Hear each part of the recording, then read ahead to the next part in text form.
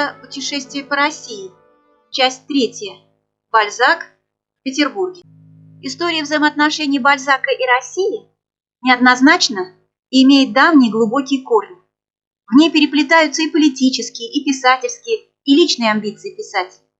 Крупнейший европейский литератор по своим политическим убеждениям был монархистом.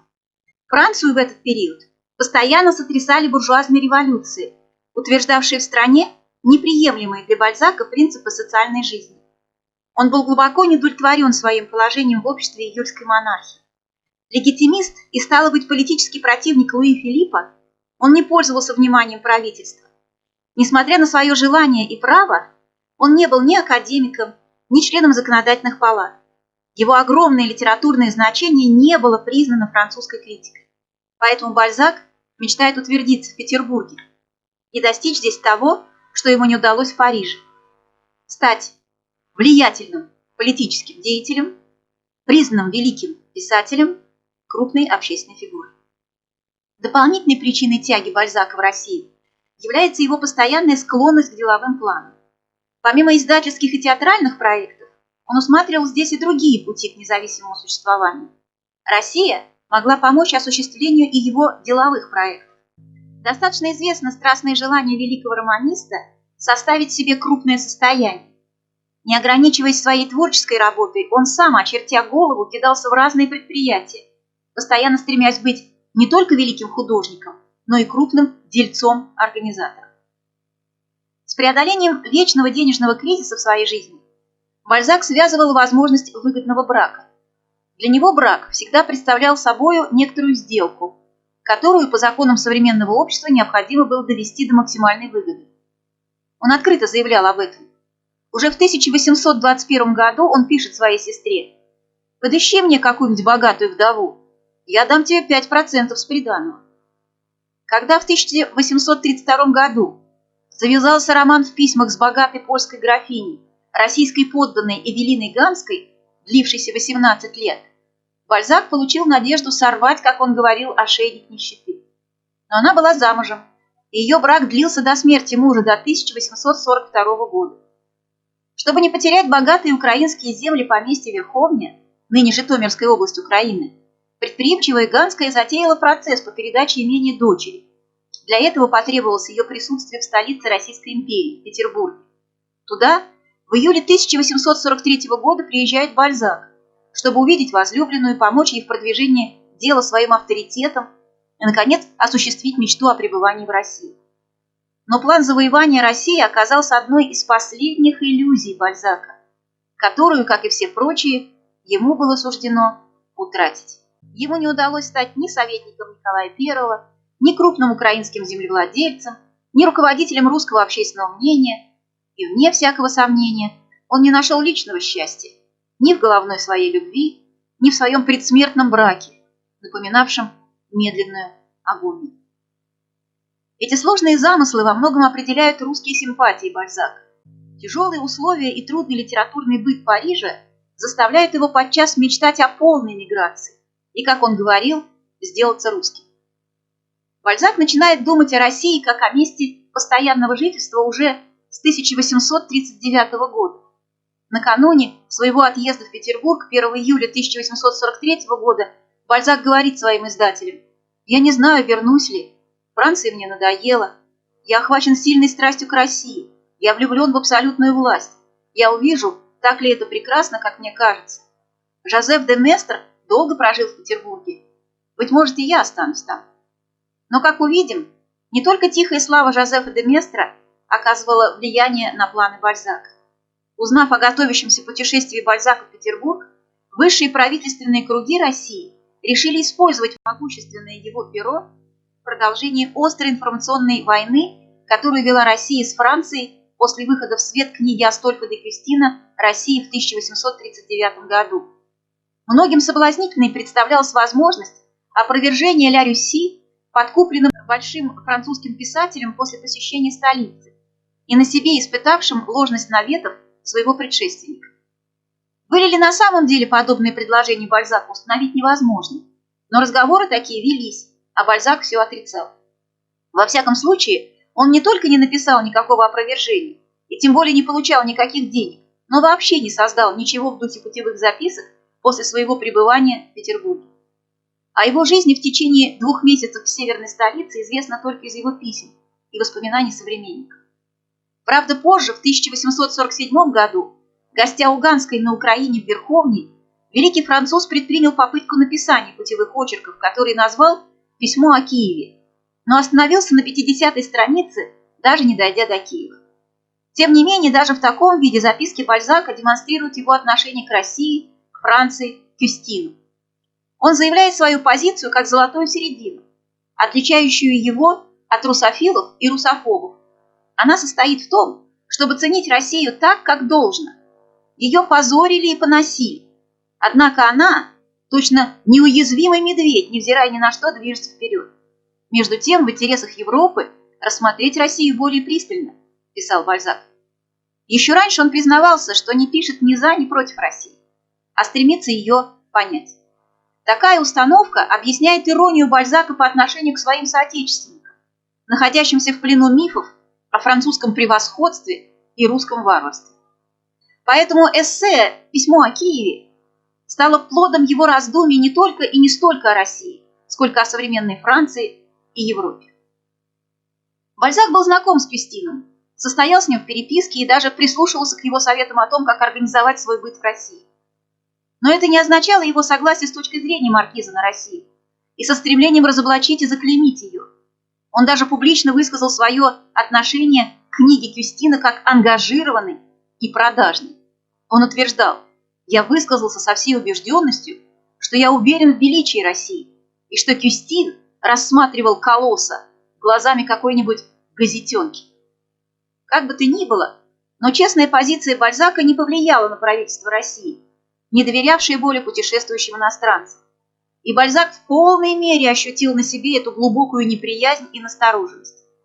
Она не просто разочаровала Бальзака, но отняла у него всю надежду на осуществление честолюбивых планов. Правительство и петербургская аристократия открыто игнорировали его. Он не был приглашен ни ко двору, ни в один из влиятельных салонов, вечеров или знатных домов. В столичной печати еле разрешалось упоминать о нем. Он как бы отвечал перед ними за памфлет против царской России, написанный другим французским автором. По словам современника Жюля Жанена, Бальзак явился в Россию не вовремя, тотчас после господина Кюстина, и потому, как это часто случается, невинный пострадал за виновного. И бедный Бальзак утешал себя тем и говорил даже об этом своим друзьям: «Я получил пощечину, которая предназначалась Кюстину». Пережитый им полуофициальный бойкот в петербургском свете был весьма чувствительным ударом по всей русской программе Бальзака. Он прибыл сюда не как турист или бытописатель, а как носитель определенной политической идеологии. Не архитектура и быт Петербурга, а кулисы русской политической власти, принципы верховного управления, природа самодержавия в первую очередь занимали его. Бальзаку оставалась надежда на осуществление своих романических планов, но и им еще в тот период не суждено было сбыться. Поэтому ему оставалось только ждать и вести в столице жизнь обыкновенного частного гостя. Тщательно изучив в Париже путеводители и планы Петербурга, он прибыл в Кронштадт пароходом «Диваншир» в субботу 17 июля 1843 года утром, и уже днем после таможенного досмотра и проверки паспорта он сошел у трапа другого парохода у английской набережной. Застроенная великолепными особняками петербургской знати, она была визитной карточкой города. Но сначала для Бальзака важнее осмотра города и получения впечатления от него была встреча с Эвелиной Ганской в ее квартире в доме Кутайсова на Большой Миллионной улице, ныне дома номер 25. Она приняла его в своей голубой гостиной. Бальзак во всех деталях запомнил зал в стиле рококо, бронзу, экран а-ля Луи XVI, ковер, кресло, камин, вазы с плющом и даже белый чайный стол и самовар в столовой. Он вспоминает в своих письмах беседы в особняке Кутайсова и вечерние расставания, когда собеседники прогуливались от дивана к двери и от двери к дивану, никак не решаясь окончательно проститься. Гостиная выходила окнами на Неву. Дело в том, что этот дом имеет два фасада, один из которых выходит на Дворцовую набережную, номер 24. Для Бальзака Ганская сняла помещение в местных меблированных комнатах мадам Тардиф в доме почти напротив, под номером 16, которым владел купец Титов. Размещение в частном доме было для Бальзака принципиально, так как сначала он хотел поселиться в гостинице «Демон» на набережной Мойке номер 40 у полицейского моста, как наиболее посещаемую избранным русским и иностранным обществом. Это действительно было одно из знаменитых мест города. Удобное расположение почти в центре города привлекало сюда аристократическую публику и деловых людей. Иногда в гостинице давались музыкальные концерты, в ней в разное время жили Пушкин, Чаадаев, Грибоедов, Батюшков, Мицкевич. Здесь происходили отдельные эпизоды станционного смотрителя Пушкина и рассказа Тургенева «Первая любовь». Но напуганный рассказами Кюстина о состоянии русских гостиниц, Бальзак посчитал за благо поселиться в квартире. Улица Большая Миллионная, где жил Бальзак, располагалась в самом парадном районе Николаевской столицы, рядом с дворцами и посольствами в первой адмиралтейской части, где не было ни одного деревянного дома. И после пожара 1737 года петербургские богачи стали строить там свои хоромы. Представший взгляду Бальзака Петербург архитектурно совпадал с описанием города в прологе «Медного всадника». Просторные ансамбли, величественные перспективы, строгий стройный вид, пленивший Пушкина, чугунные ограды, береговой гранит, адмиралтейская игла, Марсово поле – все пребывало неизменным и через десятилетия, протекшие с момента написания поэмы.